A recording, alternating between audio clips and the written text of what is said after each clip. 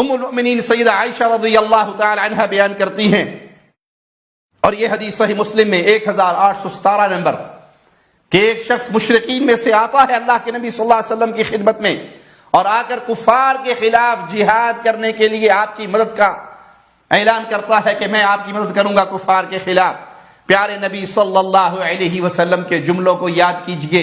اپنے دلوں میں بٹھائیے، ارجع انا لا نستعین بمشرک، واپس چلے جاؤ، ہم مشرک سے مدد نہیں لیا کرتے۔